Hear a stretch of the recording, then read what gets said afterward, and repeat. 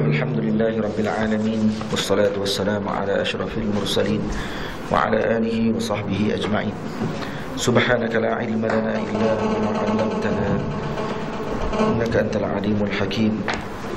Rabbi shrah li sadri wa yassir li amri wahlul 'uqdatam min lisani yafqahu qawli. Rabbi yassir wa la tu'assir waj'alni bi khair wa ba'.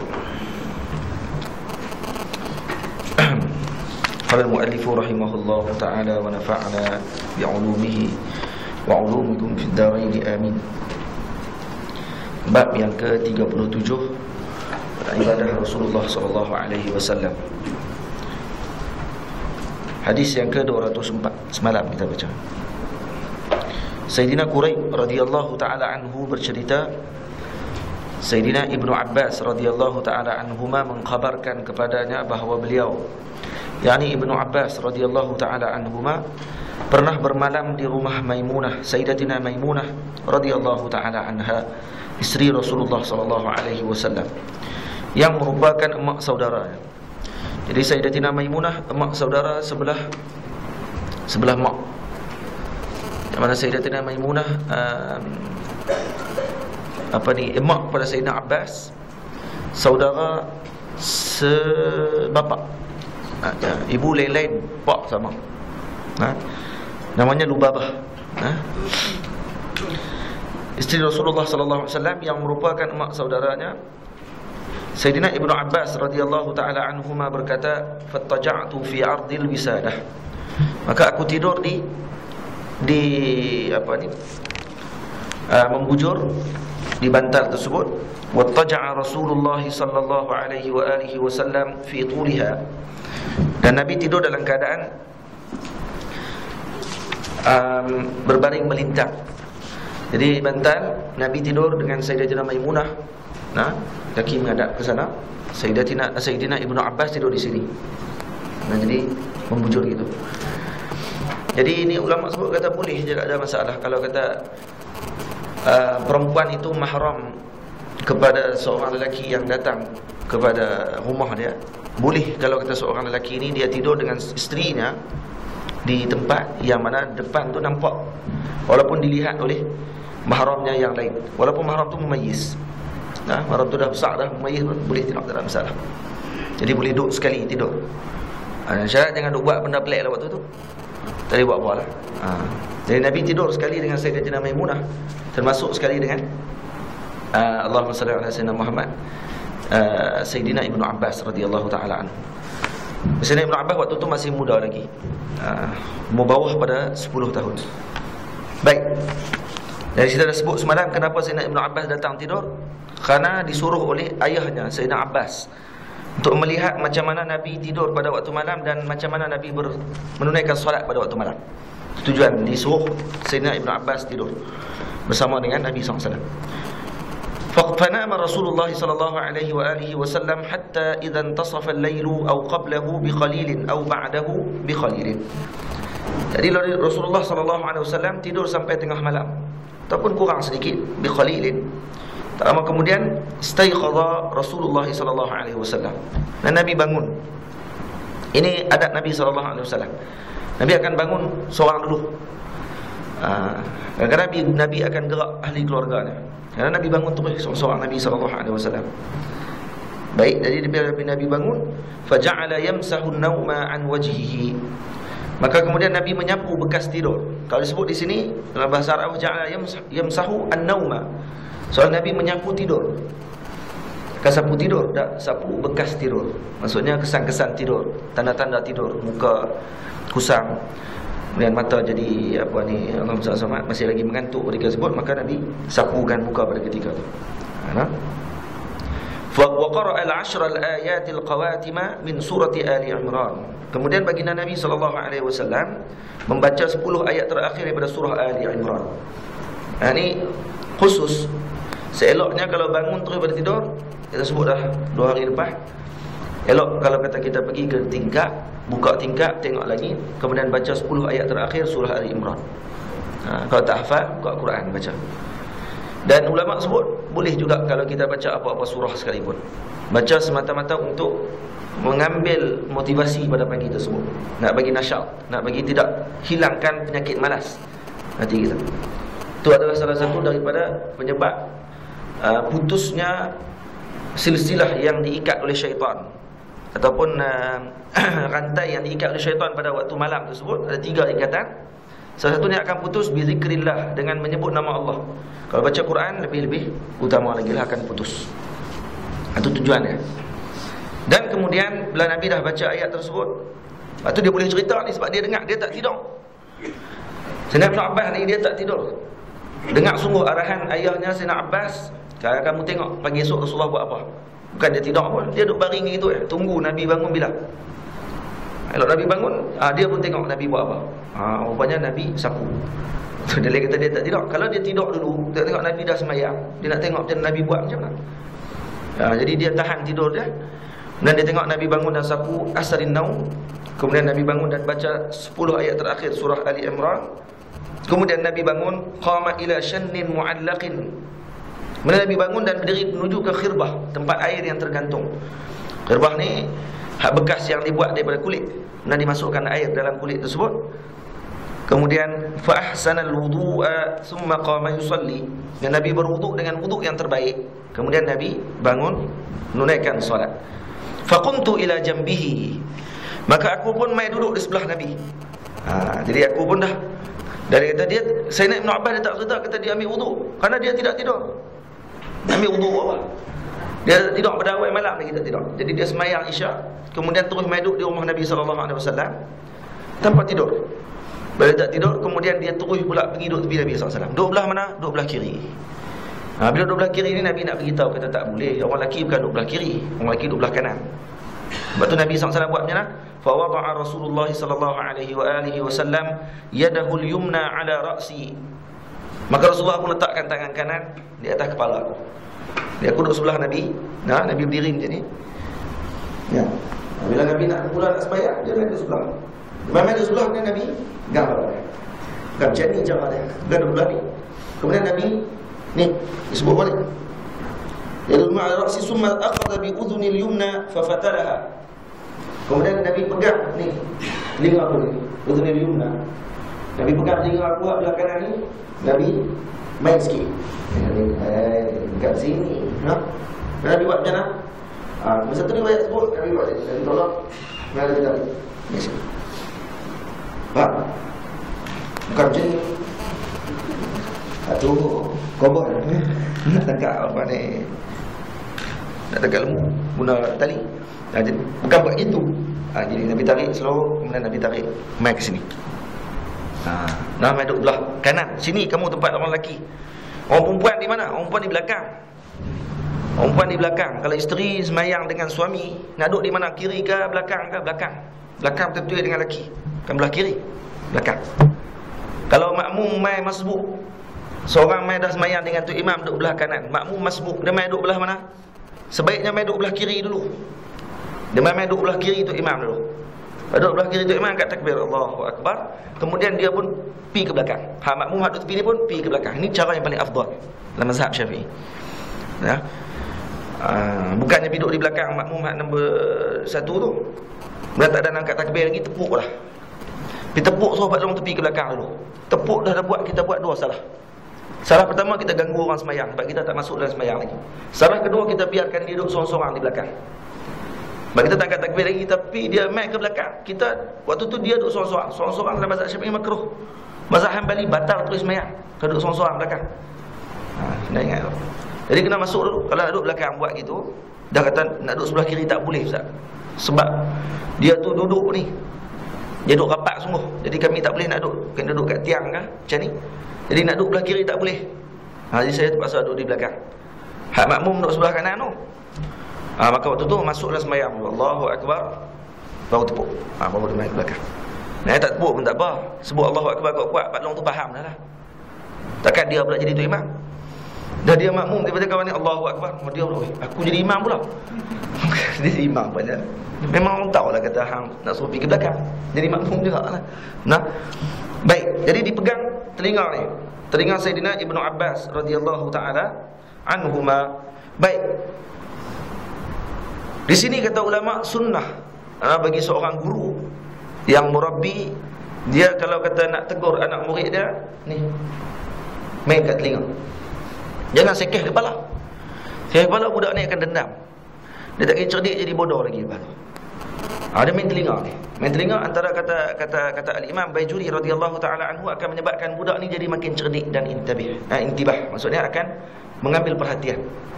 Ini yang diajar oleh guru-guru kita. Saya kena tarik telinga dengan guru-guru, khususnya Syekh Ahmad Mamduh radhiyallahu taala.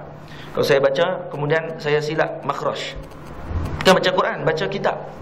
Baca kitab pun Syekh Ahmad Mamduh sangat daqiq dalam masalah makhraj.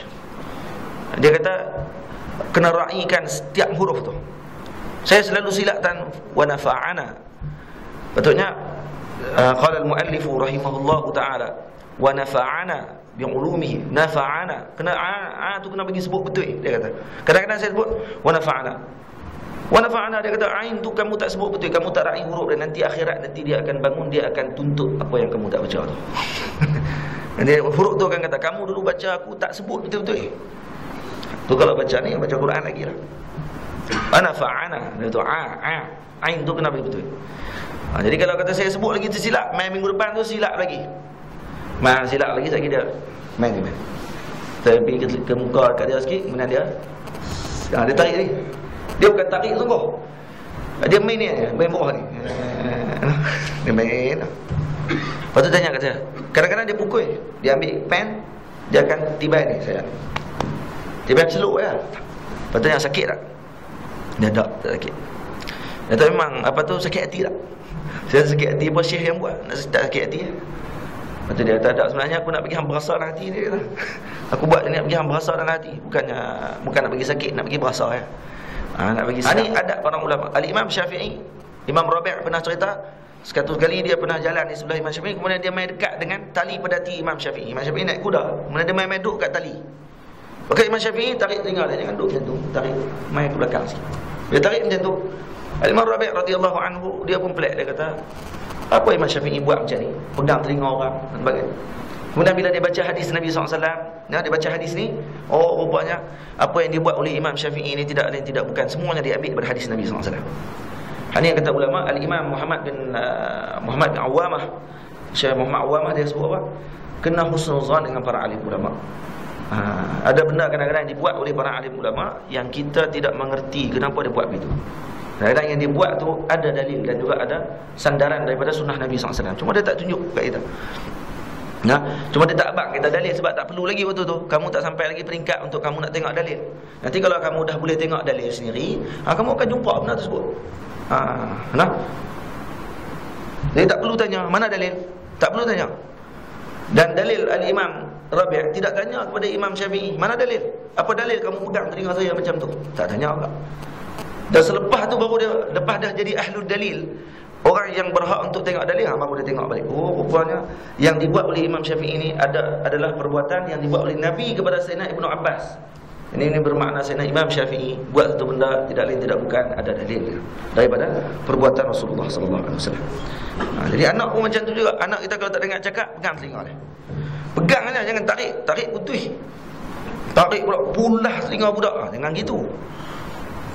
Tidak ada dalam tarbiyah Nabi SAW. Jadi pegang telinga budak tu. Jangan buat macam tu lagi. Pegang itu, tengok dia berasa macam mana. Tak sakit, tapi dia masuk terus dalam hati ni. Dia duk main jadi buah. Kalau dia dah boleh dah dengar cakap lah, kalau tak boleh dengar cakap lagi, tak mumayyiz lagi, tu pegang pergi kaki ke, angkat kaki, pusing kepala tu bawah pun dia tak kata apa. Lepas tu dia buat balik. Ni dah mumayyiz, dah elok boleh faham, boleh fikir. Maka kita pegang telinga dah. Jangan buat lagi macam tu. Pegang. Dia akan beringat semua benda tu. Try sekali, try. Fasalla raka'ataini summa raka'atain summa raka'atain summa raka'atain summa raka'atain summa raka'atain. Dia. Sayyidina Ibn Abbas sebut semua tu. Kemudian lepas mana Nabi buat begitu, Nabi tarik aku ni, pusing, mai ke belakang, sini. Kemudian Nabi pun mula semayang dengan 2 rakaat. 2 rakaat yang pertama Nabi semayang, kata Imam Bajuri, ini adalah muqaddimatul witr. Semayang 2 rakaat solat witir pembukaan. Kemudian ditutup dengan 1 rakaat witir pada akhir. Last sekali. Mana? Baru tutup witir. Jadi buka dengan 2 witir, kemudian tutup dengan 2 witir. Elok kita buat sunnah macam ni kalau boleh buat. Boleh je, tak ada masalah, kita buat lah ni. Mula dengan taubat, kemudian tahajud, kemudian hajat, dengan solat tasbih, dengan solat apa-apalah. Hak kita buat last sekali baru witir 3 rakaat. Boleh juga. Elok juga kalau nak buat lepas bangun sembahyang, bangun tidur apa semua sekali, berwuduk semua tu, maka mula start sembahyang tu niat muqaddimatul witr. Sembahyang 2 muqaddimah witr. Kalau tak sembahyang witr semalam lah, yang saya sebut semalam ni. Kalau semalam kita tak sembahyang witr, 2 rakaat witr muqaddimah, kemudian kita sembahyang sunat yang kita nak sembahyang, last sekali tutup dengan 1 witr untuk menutup tadi sembahyang tadi. Nah, sembahyang witr yang 2 rakaat sebut. Ini sebutlah. Ini sebab summa autara. Sebab dia sebut sebenarnya Nabi sembahyang 2 rakaat, kemudian 2 rakaat, kemudian 2 rakaat, kemudian 2 rakaat, kemudian 2 rakaat, kemudian 2 rakaat. 6 kali. 6 kali 2 12. 12 rakaat. Summa autara, kemudian Nabi witir. Jadi 1 witir. Yang ni penutup witir dengan 1 rakaat. Jadi 2 campur 12 campur 1 13. 13 rakaat. Nah. Summa taja'a hatta ja'ahul muadzinu. Digunakan perkataan summa di sini, summa raka'atain, summa raka'atain, summa raka'atain. Summa ni dari kata panjang. Selang masa. Nabi tak sebut. Sayyidina Abdul Abbas tak sebut fa shalla raka'atain, fa raka'atain, fa raka'atain, tak guna fa, guna summa. Guna summa dari kata panjang, selang di antara rakaat. Rakaat pertama 2 2 2 2. Dan malam sunat kita buat malam salatul lail masna masna. Solat sembahyang malam ni elok kita buat 2 2 2 2 2. Tu kaedah. Yang sebut dalam hadis Nabi sallallahu alaihi wasallam, salatul lail masna masna. Sembahyang malam ini 2 rakaat, 2 rakaat, 2 rakaat. Sembahyang siang 4 4 4 4. Elok gitu. Buat 4 4. Nah. Summa autara, kemudian Sayyidina Nabi sallallahu alaihi wasallam berwitir. Naikkan solat witir. Summa taja'a hatta ja'ahul muadzin. Kemudian baginda Nabi SAW berbaring. Lepas habis bayang semua tu Nabi baring. Sementara menunggu muazzin mengumandangkan azan, faqama fa shalla rak'atain khafifatain. Kemudian Nabi bangun berdiri laksanakan solat 2 rakaat dengan ringkas, yakni solat sunat fajar. Thumma kharaja fa shalla subha. Kemudian Nabi keluar dan menunaikan solat subuh. Nampak tak? Ha tu. Jadi Nabi sembahyang solat sunat fajar di mana? Dalam rumah. Di rumah. Tapi kalau dah main masjid dah, kan nak balik rumah pula. Dah main dah malah balik rumah jauh. Balik dulu nak sembahyang pula solat sunat fajar, tu main balik. Banyak wajar tu.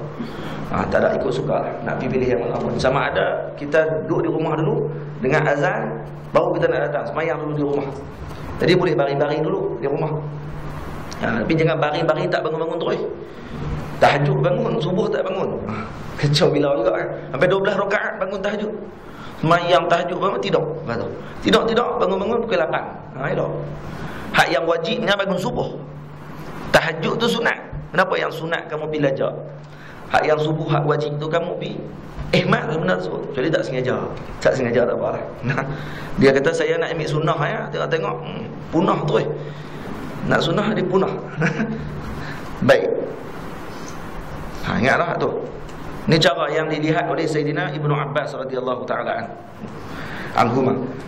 Dalam ni tak diceritakan berapa banyak bacaan Nabi dalam setiap 2 rakaat tadi. Ini kita akan tengok. Nanti kita akan tengok. Ada sebut atau tak? Ada. Sayyidatuna Aisyah di yang ke-25 mengkhabarkan anna Nabiy sallallahu alaihi wasallam kana idza lam yusalli bil lail mana'ahu min dzalika an-nawm aw ghalabathu 'ainahu. Bila Nabi SAW tidak dapat mengerjakan solat malam, kerana sama ada Nabi tertidur ataupun terlalu mengantuk, shalla minan nahari 12 rak'atan.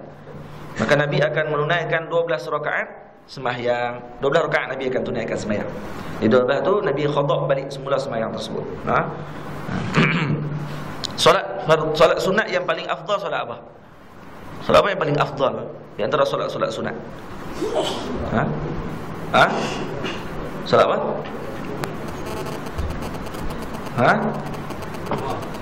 Duha, tahajud, witir yang paling afdal. Antara semua solat sunat, solat witir yang paling afdal. Kenapa? Kerana ganjil. Kerana ganjil. Maksudnya Allah ada ganjil.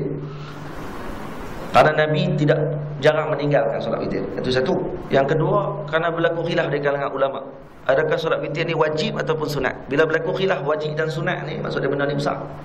Mazhab Hanafi kata wajib witir. Wajib nak fardu wajib. Mazhab Hanafi dia ada beza istilah antara wajib dan fardu.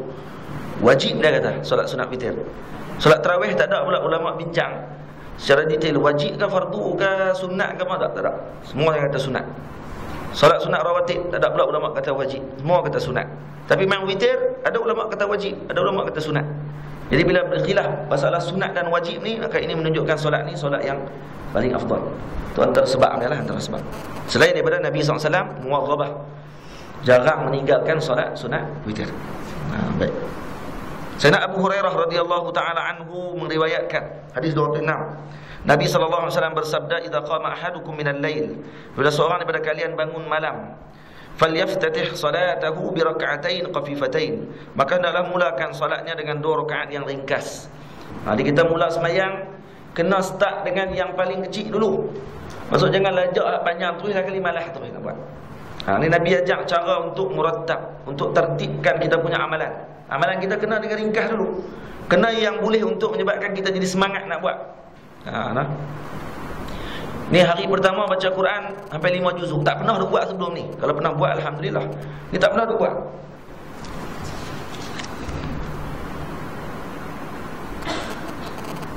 Baik. Tak pernah duk buat solat tu. Solat dah baca Quran sampai banyak tu. Esok tu dia pakai cover tu. Malam baca 3 dah. Jadi berhenti saat 3 hari. Sebab dia selalu baca kadang-kadang setengah muka pun teruk dah. Nak baca setengah juzuk tu pun Allahu Akbar. Kokak jenuh merangkak nak habis setengah juzuk.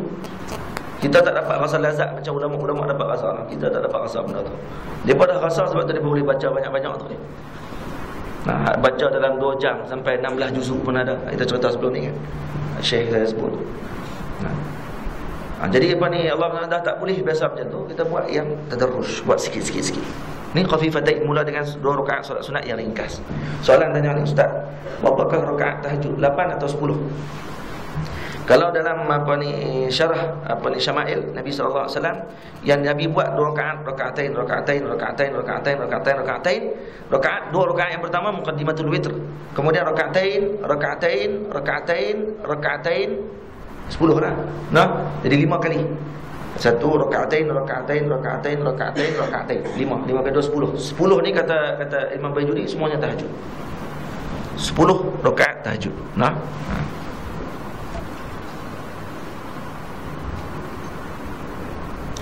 ke 10 ke tak ada masalah. Buatlah banyak mana pun. Cuma Nabi buat 10. Ada orang kata Nabi tidak pernah buat lebih daripada 11 rakaat sembahyang berdasarkan hadis Sayyidatina Aisyah. Jadi hatta termasuk pada bulan Ramadan Nabi tak pernah lebih daripada 11 rakaat. Kadang-kadang dia silap faham. Dia campur aduk hadis Nabi SAW. Hadis yang Sayyidatina Aisyah kata 11 rakaat pada bulan Ramadan itu sembahyang malam Nabi SAW. Sembahyang malam ni qiyamul lail yang Nabi biasa sembahyang. Tak masuk dengan tarawih. Tarawih lain. Baik, tarawih Nabi buat 8. Buat 8 bagi hak Nabi tadi ni adalah semata-mata untuk takfif kepada umat. Hak tu ya.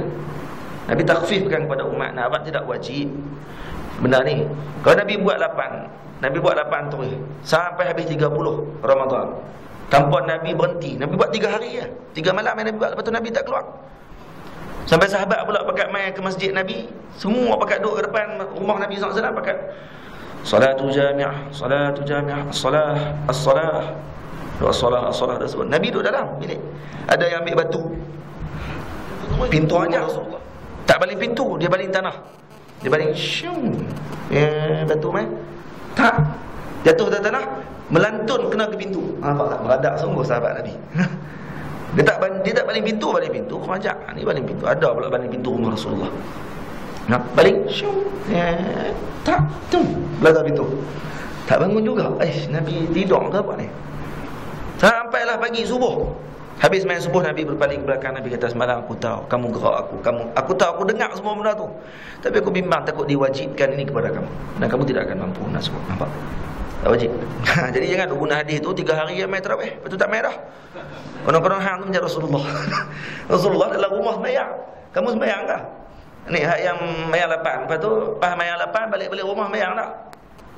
Tu persoalan dia tu. Balik-balik rumah tengok sinetron. Ada sinetron ada kan malam-malam. Sinetron petang-petang kan. Tengok cerita blok apa ni, blockbuster menata apa semua tu. TV2 cerita waktu bulan Ramadan ni paling menarik sekali. Cerita hak tak pernah tayang waktu ni. Nak bagi orang pakat duk fikir benda tu. Nampak? Jadi apa ni, Nabi SAW tidak keluar tadi kerana untuk meringankan umat Rasulullah SAW. Untuk ringankan saja. Lepas tu bila Sayyidina Umar datang, Sayyidina Umar tengok ramai para sahabat duduk masing-masing sembahyang kat kawasan ni sikit. Seorang jadi imam kat kawasan ni, seorang jadi imam. Ada yang baca Quran, ada yang duduk jadi pecah-pecah.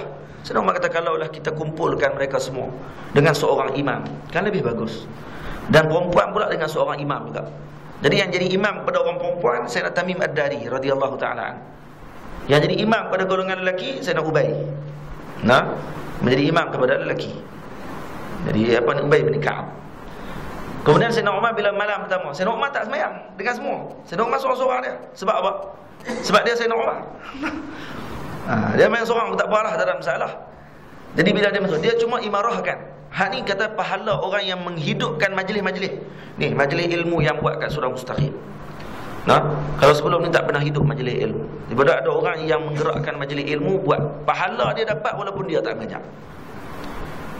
Buat majlis tazkirah bagi orang faham agama Allah Ta'ala. Buat majlis-majlis apa pula. Dia tak mengajar, dia tak buat apa, dia cuma susun program ya. Hak susun program ni pahala dia macam orang mengajar. Dan kadang-kadang orang kan duk kenal pun dia susun program ke tak. Dia duduk belakang. Hak tu ikhlas dia lebih daripada duduk depan ni. Pahala dia masuk, mengalir masuk ke dia. Kenapa? Kerana dia yang telah insyakan majlis tersebut. Dia yang buat majlis itu. Dia yang mulakan majlis itu. Kalau hak buat tu dapat pahala besar, kalau hak halang macam mana pula? Hak yang kata lagi tak ada lagi bagus. Ada apa main ramai-ramai masjid. Bising. Dengar mic luar, kami malah nak dengar. Kalau pikir gitu, macam mana keadaan dia? Berat. Ni kata kena jaga elok. Hati kita kena jaga. Sebab majlis ni bukan majlis kita, ni majlis Nabi SAW. Majlis ni moga majlis bagi sejuk mata Nabi SAW. Nak bagi orang kenal tentang syariat Nabi SAW. Baik. Apa dia nak ceritanya tadi? Lari tu. Sayyidina Umar bila dia tengok, dia kata apa? Ni'matil bid'atu hadhihi. Ini nikmat yang terbaik. Ini apa, nikmat atau terbaik bid'ah ini. Sayyidina Umar kata, maksud buat jemaah berapa puluh rakaat? 20 rakaat. Pada zaman Sayyidina Umar radhiyallahu taala anhu. Daripada mana main ijtihad 20 rakaat tadi? Bermaksud yang disebut oleh Nabi SAW, salatul lail mathna 2 rakaat. Sayyidina Umar dan para sahabat tidak memahami perbuatan Nabi 12 rakaat yang diriwayatkan oleh Sayyidina Aisyah itu adalah hasr. Maksudnya mesti 12 rakaat, tak boleh lebih. Tak. Sebab dalam Quran Allah Ta'ala sebut pula dalam Quran, faf'alul khairat, buatlah banyak baik tak banyak sembahyang 2 rakaat. Lepas tu ada tak larangan pada Nabi, jangan lebih daripada 13 rakaat sembahyang malam. Ada Nabi kata dalam hadis. Nabi tak pernah sebut dalam hadis, Nabi larang sembahyang lebih daripada 13. Kemudian Nabi pula tak pernah kata pula sembahyang yang paling baik adalah banyak ni saja. Tak, Nabi tak pernah kata.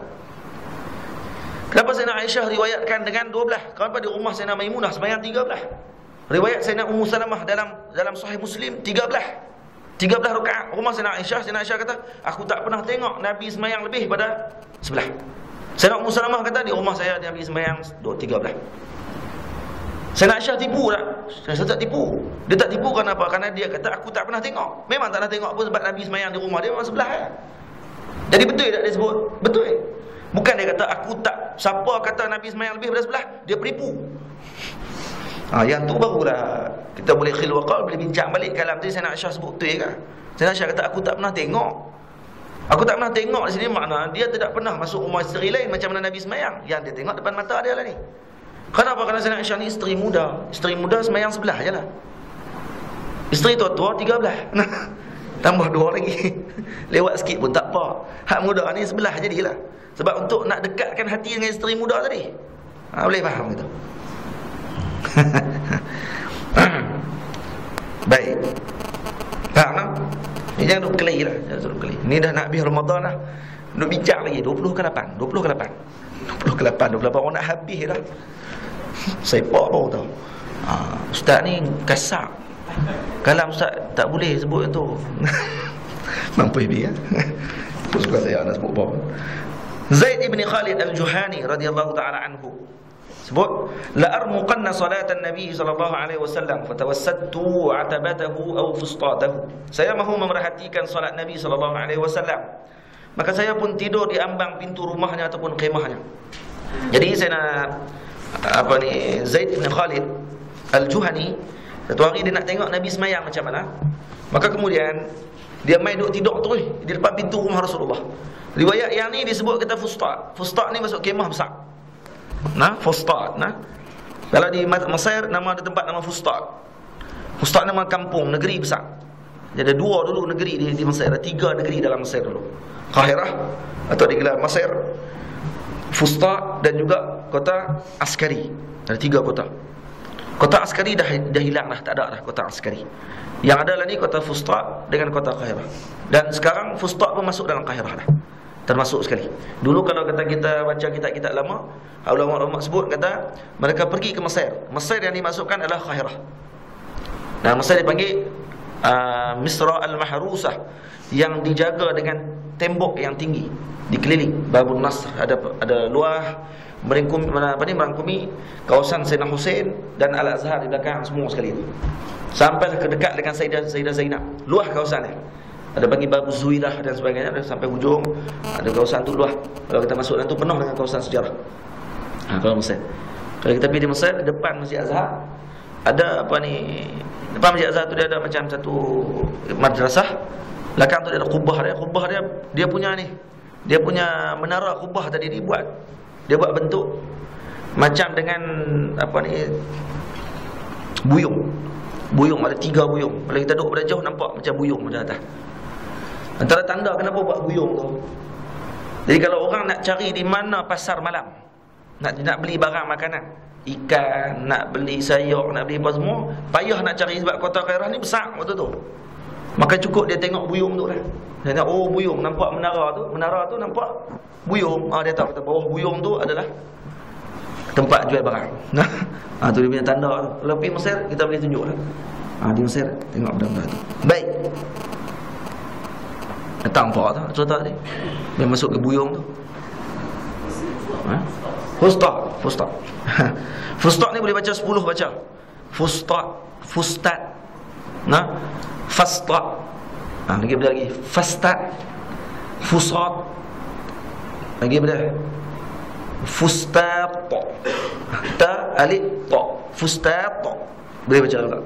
Boleh baca banyak, ada 10 bacaan fustat saja. Fa shalla Rasulullah sallallahu alaihi wasallam rak'atain khafifatain. Kemudian Nabi sembahyang 2 rakaat yang ringkas. Aku tengok Nabi sembahyang. Sebab kalau dia duduk di depan rumah Rasulullah, tak bolehlah nak buka sebab dalam rumah Rasulullah ada isteri Rasulullah. Akan Sayyidina Zaid bin Khalid al-Juhani nak buat begitu. Jadi kalau kata Nabi bermusafir, Nabi akan tidur dalam kemah. Dalam kemah kemungkinan sebab Nabi tidur seorang-seorang. Maka boleh jadi Sayyidina Zaid bin Khalid al-Juhani boleh tengok Nabi sembahyang macam mana waktu malam. Summa shalla raka'atain tawilatain. Kemudian Nabi sembahyang 2 rakaat yang panjang sekali. Dan Nabi sembahyang pula 2 rakaat panjang sekali. Tawilatain ni adakah 3 kali ataupun takkid? Yang panjang sungguh, panjang. Ke sembahyang 1 rakaat. 2 rakaat tapi tak panjang mana.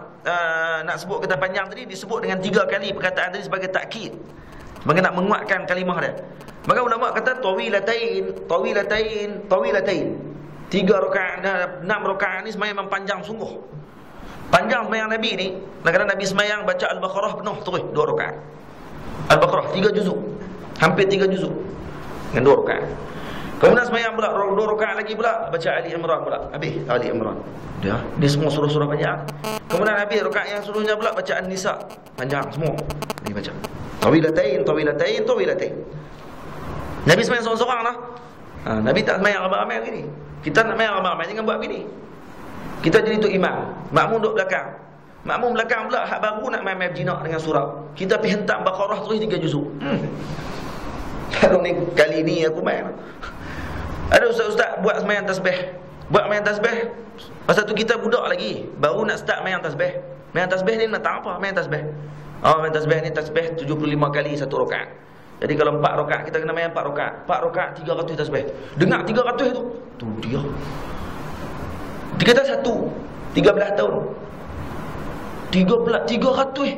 33 lepas mayang pun rasa lama.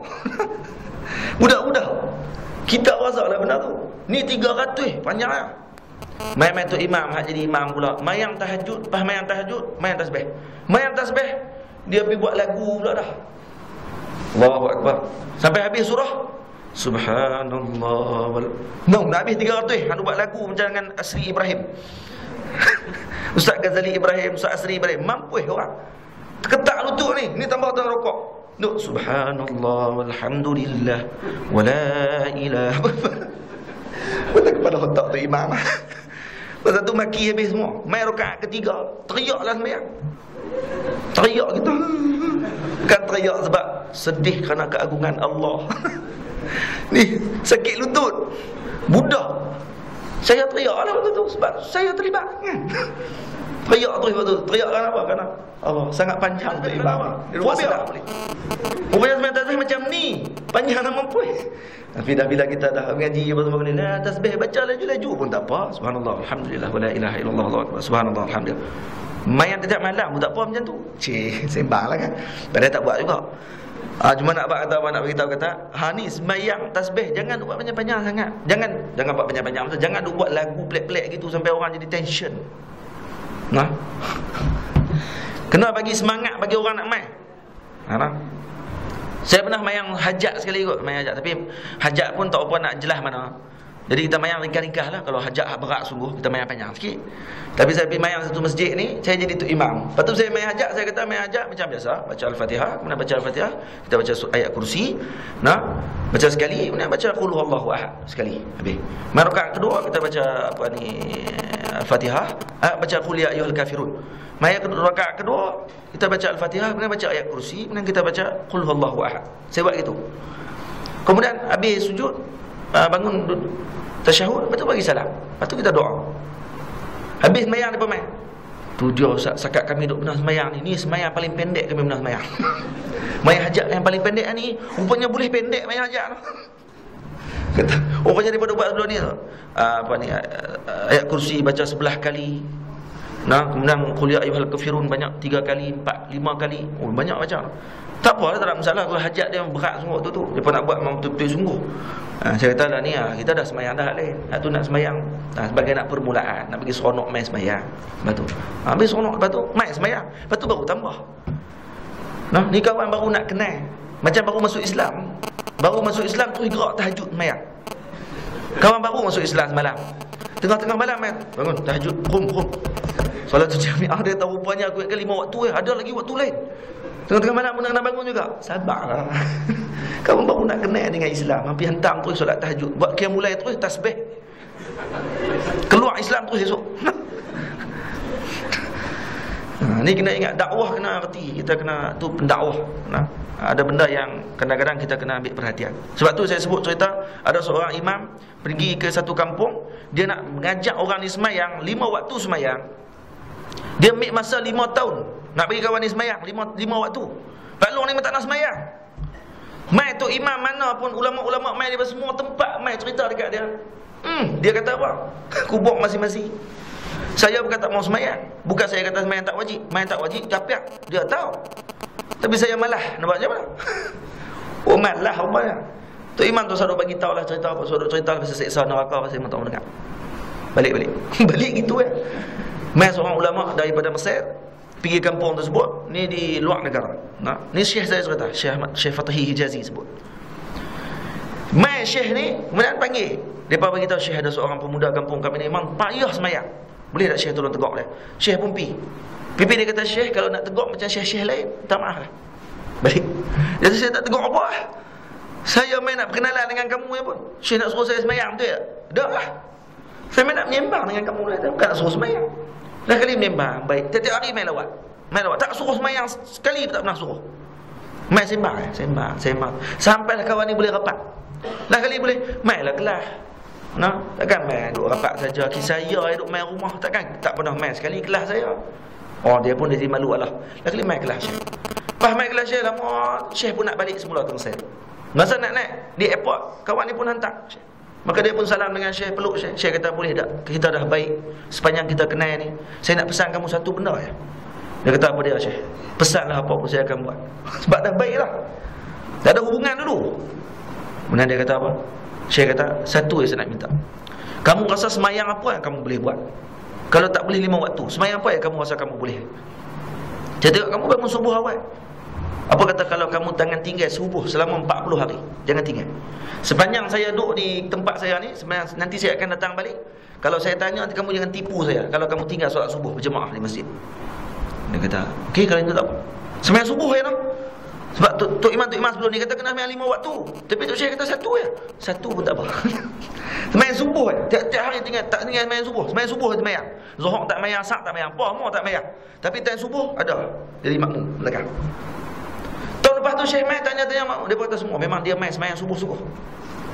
Tahun tu bila banyak sembang pula, sembang baik, sebelum nak balik, Tok Syekh tanya, kamu ni apa ni kerja apa? Kata kerja petani. Kerja petani. Dia kata bila berhenti kerja tu waktu bila? Waktu azan. Berhenti buat apa? Berhenti semayang. Ayam apa dia kata? Makan. Nah, berhenti makan lah waktu tu. Jadi dia kata dia pun makan. Bila makan? Syekh kata, baik, saya bagi satu jarangan. Dia kata, apa kata? Selepas kamu duduk makan tu, kamu akan basuh tangan ke tak? Tak, kamu buat kerja tu dah basuh tangan dulu lah. Baik, apa kata kalau kamu basuh tangan, terus kamu ambil wudu. Senang ya pun, macam hak sebelum ni. Hak subuh kamu boleh buat. Takkan tak boleh ambil wudu sah. Kemudian kamu semayang 4 rakaat tambah 2 rakaat pada subuh kan. Sah Kau try tengok. Lepas tu dia buat. Dia kata lah, senangnya rupanya. Orang ni jahil. Tapi dah dilayan macam dia ni, orang yang reti semua. Tu yang payah. Lah kali bila dia Syekh layan gitu 2 rakaat. Sampai 5 tahun baru dia semayang. Lah kali lepas 4 tahun. Ya, tahun ke-5 tengok dia main maghrib. Lepas maghrib balik.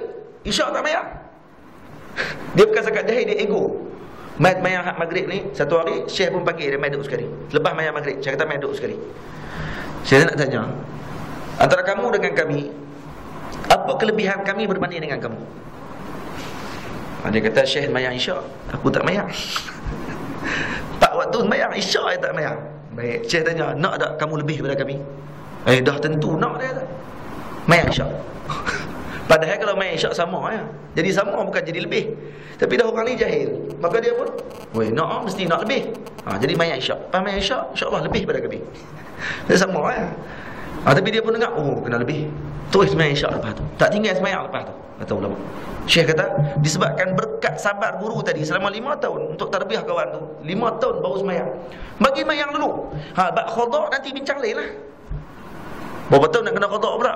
Yang tu kena bincang ni. Bagi dia kuat dengan semayang dia dulu. Ni baru kena semayang. Lepas tu kena abang. Sebenarnya kena qada dulu ni. Wajib qada. Setiap semayang tu kena qada. Dia kata, baik tak payah semayang balik. Tapi bila dia kuat sungguh-sungguh, dia sendiri akan tanya. Macam kita lah. Kita dah bila dah mengaji, kita dah tahu, dah reti bab hukum semayang apa. Lah kali kita sendiri tanya kat ustaz, ustaz, semayang qada sebelum ni kena qada ke? Wajib kena qada. Baru ustaz beritahu, ya kena qada. Kena qada, wajib. Kalau tidak semayang sunat kita tak pakai split pun. Semayang sunat tak dapat langsung dalam mazhab Syafi'i kalau tak lagi qada tak selesai. Ingat tu. Jadi satu pandangan dalam mazhab Syafi'i yang saya sendiri tak jumpa lagi, cuma Baba Khairul sebut. Khairul Gajah Teriak dia sebut. Dia kata kat saya lah, dia kata dia kata dia pernah jumpa satu pandangan yang kata boleh sembahyang qada sambil-sambil sembahyang sunat dengan sambil-sambil sembahyang qada. Tapi kena sambil-sambil, kena sekali. Tak boleh sembahyang sunat yang qada tak buat langsung. Dak buat qada lepas tu sunat pun buat. Qada buat sunat pun buat juga. Dia kena bersekali macam tu baru dibenarkan untuk buat sembahyang sunat tersebut. Contoh sembahyang tarawih. Tarawih bulan Ramadan ni. Dalam mazhab Syafi'i tak boleh sembahyang tarawih lagi mana tidak selesai qada. Tak sah. Tak dikira tu tak dapat apa, pahala tak dapat apa. Main-main saja tak dapat apa. Kalau qada tak selesai, berat lagi qada kita tu. Kita tu beratnya tarawih tak boleh sembahyang. Tarawih tu sunat. Hak wajib ni awak tak selesai dulu. Hak tu wajib, qada ni wajib. Baik, kita boleh datang, saya boleh tak saya datang ke tarawih, kemudian saya niat qada dalam tarawih. Boleh, tak ada masalah. Bayang qada subuh. Dapat pahala sekali. Dapat masuk sekali, insya-Allah. Baik, kalau kita ikut pandangan yang Abu Bakar sebut tu, bolehlah guna semayang tarawih, tapi jangan tinggal semayang qada. Wallahu a'lam. Esok kita sambung insya-Allah pada bacaan yang seterusnya. Ni tak habis lagi ni, fusta ni. Esok kita habis insya-Allah. Bismillahirrahmanirrahim. Alhamdulillahirabbil alamin. Wassalatu wassalamu ala asyrafil mursalin wa ala alihi washabbihi ajmain. Rabbana atina fid dunya hasanah wa fil akhirati hasanah wa qina adzabannar. Sallallahu ala sayyidina Muhammadin wa ala alihi washabbihi wa wasallam. Alhamdulillah. Insyaallah hari Jumaat ni selepas asar saya akan mungkin malam saya akan balik ke Kedah. Kemudian insyaallah saya akan bagi musalsal bil musafahah. Musalsal bersalam. Saya akan salam dengan isteri saya. Jadi kalau ibu-ibu yang datang nak ambil musalsal sebut musalsal ni, hadis yang bersambung sampai kepada Nabi SAW, saya ambil dengan guru-guru saya. Yang mana hadis disebut man safahani wa man safahani dakhala al-jannah. Siapa bersalam dengan aku, kata Nabi, dan bersalam dengan orang yang bersalam dengan aku, masuk syurga Allah Taala. Hadis ni kalau cuma ulama-ulama mengambil hadis sebagai berkatan. Dalam musalsal bil musafahah dan musyabakah. Kita akan salam dan kemudian akan musyabakah. Musyabakah ni akan belakang tangan macam ni. Jadi apa ni saya akan ajarkan pada hari tersebut, hari Jumaat ni selepas asar. InsyaAllah kalau jemputlah semua. Nanti saya akan beritahu balik kepada Ustaz Zuhair. Ustaz Zuhair akan maklumkan balik kepada semua. Mana saya akan tulis sanad tu sendiri, ataupun macam mana selepas ni baru saya bagi sanad, ataupun saya baca sanad dulu pada hari Jumaat nanti ni. Jadi jemputlah, bawa anak-anak isteri kita semua sekali untuk kita ambil musafahah tersebut. Musalsal bil musafahah. Beritahu kepada sahabat-sahabat. Nanti Ustaz Zuhair akan beritahu balik secara lanjut. Dan orang perempuan saya akan salam dengan isteri saya. Jadi ibu-ibu akan salam dengan isteri saya. Dengan salam dengan saya. Salam dengan saya lagi dia jadi lain. Tak boleh salam dengan saya, tak boleh. Salam dengan isteri, saya akan salam dengan dia dulu. Saya bagi ijazah kat dia dulu. Kemudian ibu-bapa semua akan salam. Ibu-ibu lah, bukan ibu-bapa. Ibu-ibu saja. Bapa-bapa salam dengan saya lah. Salam dengan saya. InsyaAllah hari Jumaat nanti selepas asar. Wallahu a'lam.